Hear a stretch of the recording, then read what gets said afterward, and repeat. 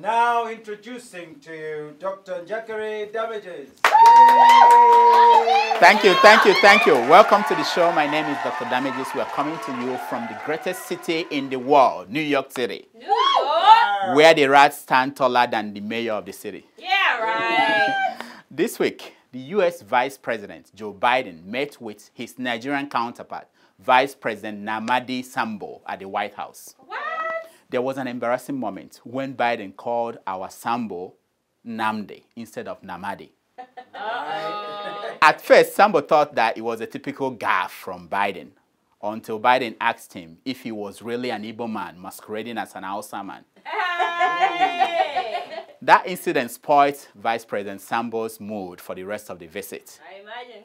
On his way out of the White House, he whispered to Biden, I know that President Obama was born in Kenya, but what city in Canada state were you born? Oh, Sambo was in America to campaign for Ms. Ngozi Okonjo-Iweala as she fights for the post of the president of the World Bank. One of Sambo's selling points to Americans was that if Ngozi gets the job, Nigeria will open a giant savings account at the bank. wow. Speaking of bankable politicians, former President Olusegun Obasanjo told Channels TV that if he had wanted a third term as president, he would have done everything he needed to do to get it. He said that one thing that was constant in his life was that, and I quote, I get what I want. Hey. Finally, that explains how he got his son's wife. Wow. Talking about revelations and things like that. We now know the answer to the greatest mystery of God's kingdom on earth. Thanks to a great pastor, Pastor Enoch Adeboye. In a speech to businessmen at the headquarters of Redeemed Christian Church over the weekend, the man of God revealed for the first time that God is a businessman. Yeah. That single sermon explains everything. Okay. There are some people, it doesn't matter what they do, they always succeed. Adeboye said. That's right. That's right. Think about it. The directors of police pension scheme in Abuja made billions of naira selling pure water. And in Nollywood, they make billions of naira selling pornography. Pastor Adeboye's sermon explains this, and this, What? and this. Oh my God. If God is a businessman, it follows that those who oversee God's mission on earth must be businessmen too. True. Which explains this, Wow. and this. Wow. Look at the two logos very well.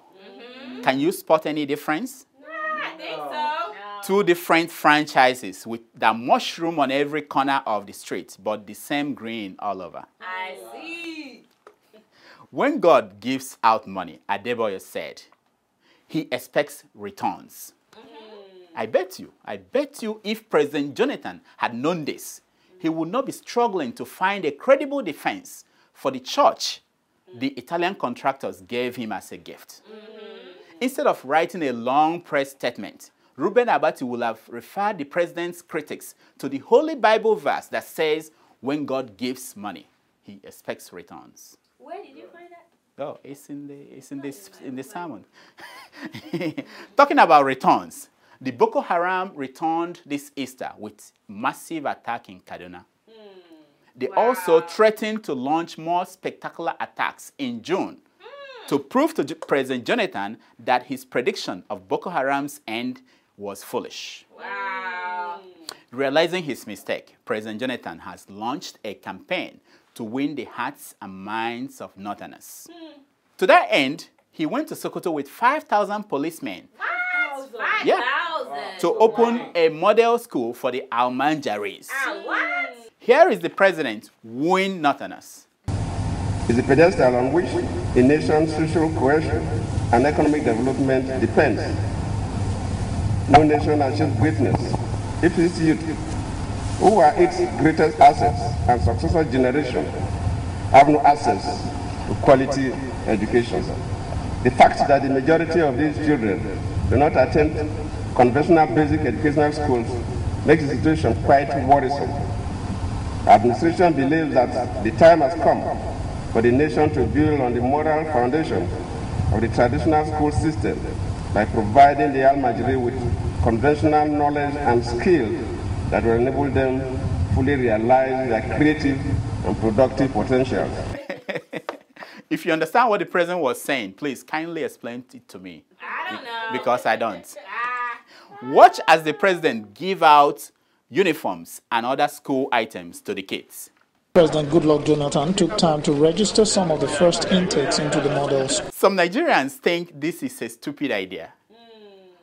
When you get close, you will notice that the government that designed this whole plan was not stupid. Okay. Under the materials given to these kids were tiny chips that act as listening devices. What? Using our dozen satellites in space, the government hopes to listen to conversations of these Almanjaris to know What? when they start getting radicalized. Hey. Good luck with that. Good luck. Good luck. Meanwhile, the army is not taking any chances with our satellites. The army chief is sending in a dog squad to deal with Boko Haram. Hey. The police do not want to be left out. Okay. They are sending in a prostitution squad to bring heaven on earth to Boko Haram fighters. Oh my God. And what are youth coppers sending in? Liquid cocaine in condoms. Wow. Yes, that is the newest get-rich-quick scheme going on in Nigeria. Unless you count the business of prophecies.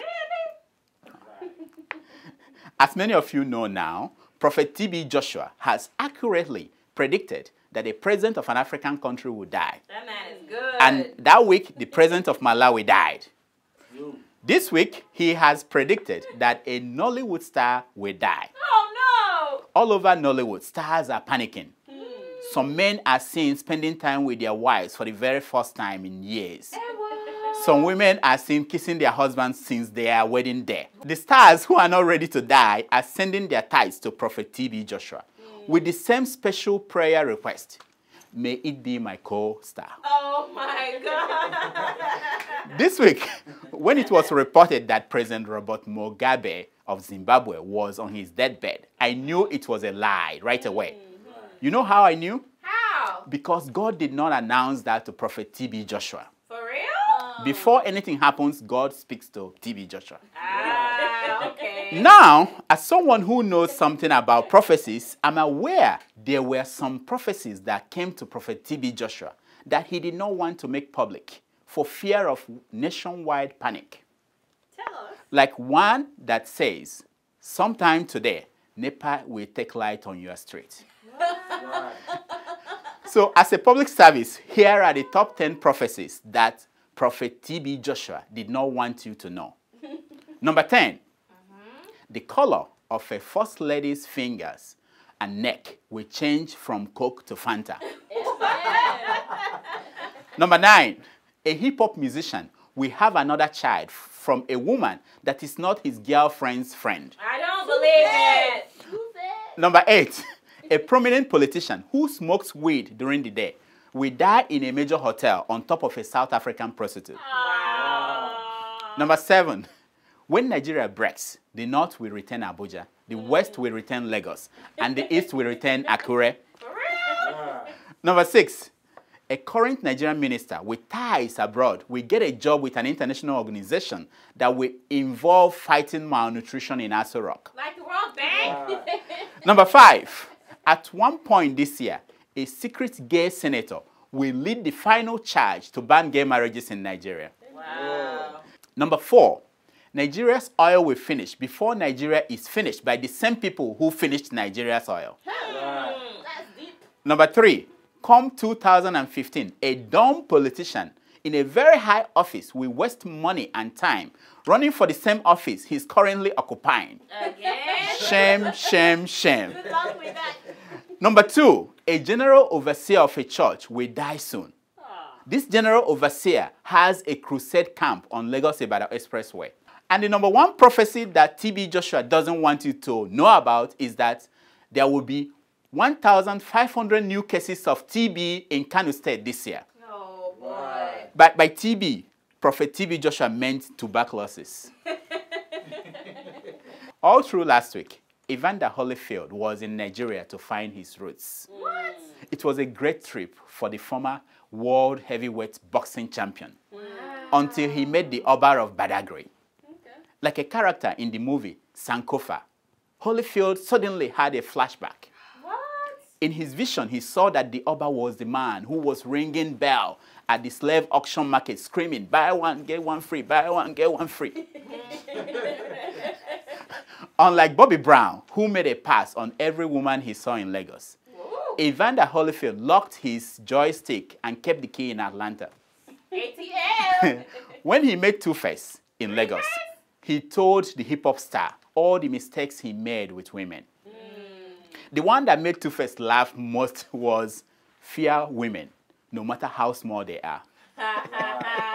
Talking about Two-Face, his girlfriend, Bero Adeniyi, had a baby boy this week. Congrats. That was Two-Face's sixth baby. Hey. Oh yeah, Two-Face's joy was cut short when rumors surfaced that he died. To make sure that such a rumor never surfaces again, Two-Face has vowed to have a baby every 6 months of the year, instead of his current rate of 1 baby a year. Wow. In Science News, a new study published in a peer-reviewed journal shows that most people think they are thinner than they really are. They think. Why waste money on that study? They should have asked the First Lady. Damn, Patience Jonathan. I leave you with a video of another day in New York City. Here is a woman performing her morning exercise on the street. Watch.